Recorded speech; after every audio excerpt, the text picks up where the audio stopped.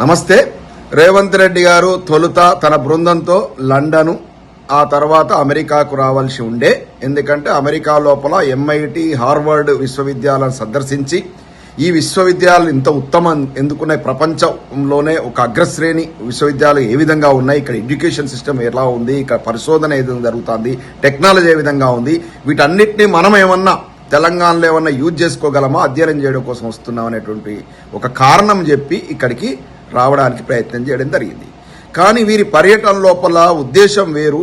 వీరు ఒక ముఖ్యమంత్రి స్థాయిలో వీరి పర్యటన లేదు అని చెప్పేసి మన యొక్క భారతదేశం యొక్క విదేశాంగ శాఖ వీరి యొక్క పర్యటనను రద్దు చేసింది. మీరు అమెరికా పోవడానికి వీలు లేదు, మీ పర్యటన ఉద్దేశం వేరే ఉంది అంటే వారి ఉద్దేశం ఏంటంటే, బీజేపీ వాళ్ళ ఉద్దేశం ఏంటంటే, మీరు అమెరికాకు పోయి సంఘ విద్రోహక శక్తులతో, దేశ విచ్ఛిన్నకర శక్తులతో మీరు మీటింగులు పెట్టి, ఎంఐటి లాంటి విద్యా సంస్థలో కొంతమంది వ్యక్తులు అటువంటి మీటింగ్ పెట్టి దేశానికి ప్రమాదకరంగా మారబోతున్నారు. కాబట్టి మీ పర్యటన ఉద్దేశం సరిగ్గా లేదు, అందుకే మేము మిమ్మల్ని అలో చేయటం, అమెరికా పోవడానికి మేము మీకు పర్మిషన్ ఇవ్వట్లేమని చెప్పేసి వాళ్ళు చెప్తున్నారు. కానీ దీని వెనుకున్న అసలు సిసలు ఉద్దేశం ఏంటంటే, వీరు లండన్కు వచ్చేసి అమెరికాకు వచ్చి దాదాపు అమెరికాకు రావాలనుకున్న యొక్క లిమిట్ దాదాపు 2 to 3 వీక్స్ అనుకుంటా వీరి పర్యటన. ఇప్పుడు వీరు ఎప్పుడైతే లండన్కు వచ్చారో అక్కడ తెలంగాణలో రాజకీయ పరిణామాలు ఒక్కసారిగా మారిపోయినాయి. ఎందుకంటే కొండా సుస్మిత పటేల్ యొక్క వ్యాఖ్యల తర్వాత రాజకీయాలు వేడెక్కినాయి.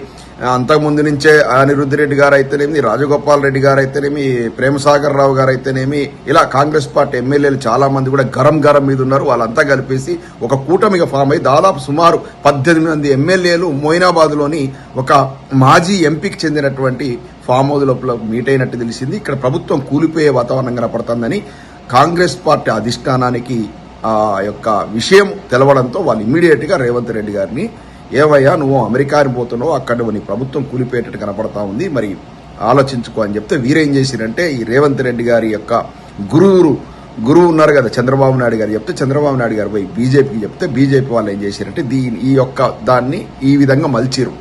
ఎందుకంటే ఈయన సడన్ గా లండన్ పర్యటన ముగించుకొని హైదరాబాద్కి వచ్చిందనుకోండి, పరువు పోతుంది కదా, ఎందుకు అమెరికాకు పోలేదని. కాబట్టి దీన్ని ఏం చేశారంటే, ఒక ఇండియన్ గవర్నమెంట్ పర్మిషన్ ఇవ్వలేదన్నట్టుగా దీన్ని చిత్రీకరించారు. కానీ దీని వెనుక తతంగం అంతా వేరే.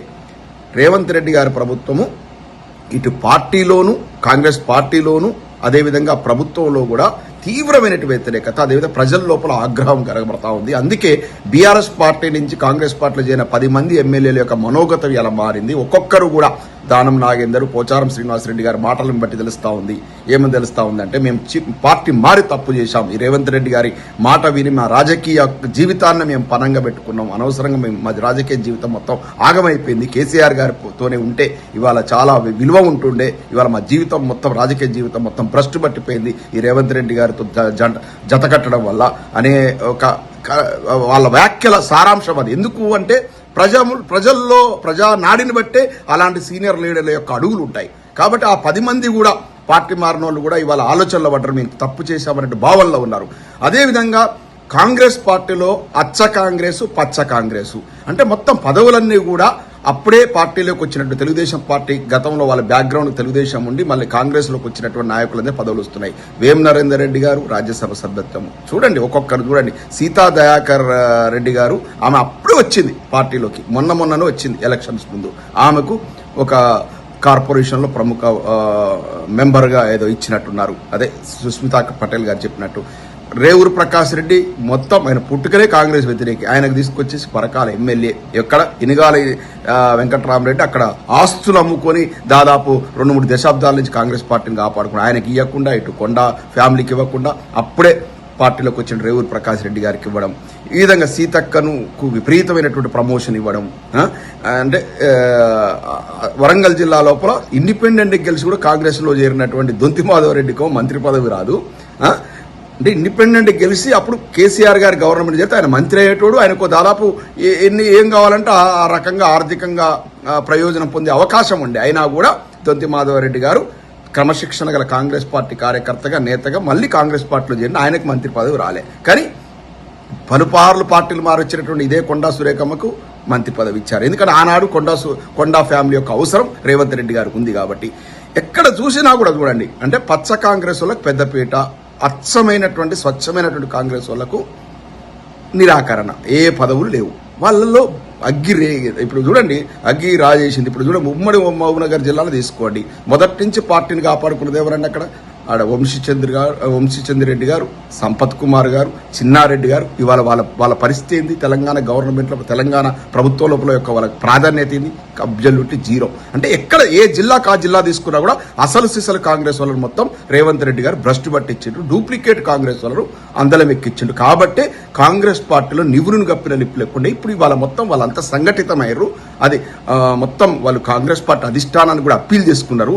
మా దారి మేము చూసుకుంటాం, ఈ ధోరణి మంచిది కాదు, రేవంత్ రెడ్డి గారికి మొత్తం పగ్గాలు అప్పచెప్పి రేవంత్ రెడ్డి గారు మమ్మల్ని మొత్తం బుల్డోజ్ చేస్తున్నారు, మమ్మల్ని తొక్కిపడేస్తున్నారంటే ఇలా కాంగ్రెస్ పార్టీ కూడా అధిష్టానం కూడా ఒక ఆలోచన చేసింది. నవంబర్లో ముఖ్యమంత్రి మార్పు తథ్యమనేటువంటి విషయం మాకు ఇండియన్ ఓవర్సీస్ కాంగ్రెస్ వర్గాల ద్వారా తెలిసింది కాబట్టి మేము చెప్తున్నాం.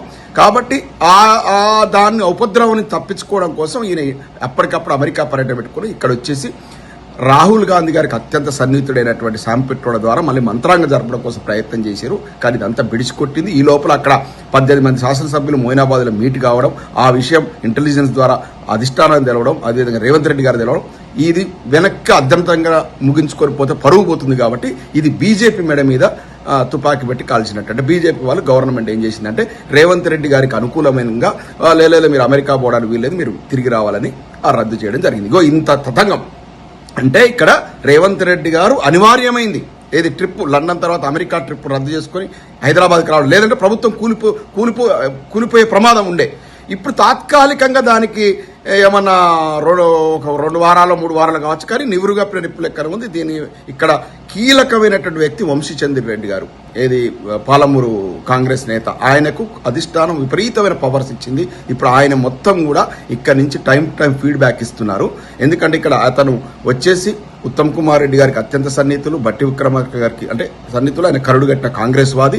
ఆయన మొత్తం time to time, minute to minute ఇక్కడి నుంచి తెలంగాణలో జరుగుతున్నటువంటి విషయాలన్నిటి కూడా అధిష్టానాన్ని చేరవేస్తా ఉన్నారు. అధిష్టానం ఒక నిర్ణయానికి వచ్చింది. ముఖ్యమంత్రి మార్పు అనేది అనివార్యం అయిపోయింది ఇప్పుడు తెలంగాణ లోపల. అందుకే కాంగ్రెస్ పార్టీ డైరెక్షన్లోనే ఒక్కొక్క గొంతు కూడా ఇప్పుడు ముఖ్యమంత్రి గారికి వ్యతిరేకంగా గొంతెత్తుతున్నారు, మాట్లాడుతూ ఉన్నారు, సంఘటితమవుతా ఉన్నారు.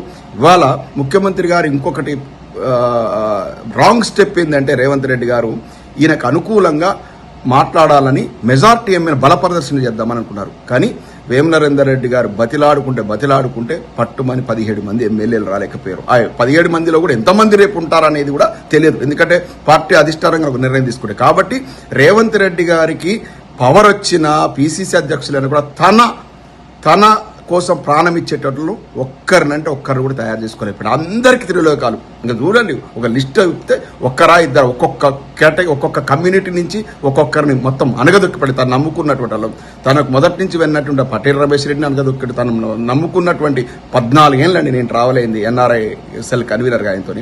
నన్ను ఊచకోత కోసిండు. ఎక్కడో పట్టుకొచ్చేసి ఎవరో యశస్విని రెడ్డి, పార్టీకి సంబంధం లేని వ్యక్తిని, ఎవరో మొదటి నుంచి ఝాన్సీ రెడ్డి కాంగ్రెస్ పార్టీకి మొత్తం వ్యతిరేకంగా పనిచేసిన వ్యక్తి, వాళ్ళని తీసుకొచ్చేసి కోట్ల రూపాయలకు సీట్ అమ్ముకొని నాలాంటోనికి వెన్నుపోటు పొడిచిండు. నేను ఆ కోపంతో మాట్లాడట్లే. అంటే రేవంత్ రెడ్డి గారు నేచర్ నాకు 14 ఏళ్ల తర్వాత అర్థమైంది. అంటే ఆయన డబ్బుకు మిగతా విషయాలకు ఇచ్చేంత ప్రాధాన్యత స్నేహితానికి ఇవ్వడు. కాబట్టే ఇవాళ ఆయన పక్కన కత్తి డాలు పట్టుకుని నిలబడే ఒక్క వ్యక్తి కూడా లేడు. లాస్ట్ కిరణ్ కుమార్ రెడ్డి చామల మీద కూడా ఆ మందుల సామెలు అనేటువంటి తుంగతుర్తి ఎమ్మెల్యేను ఎక్కుపెట్టాడు.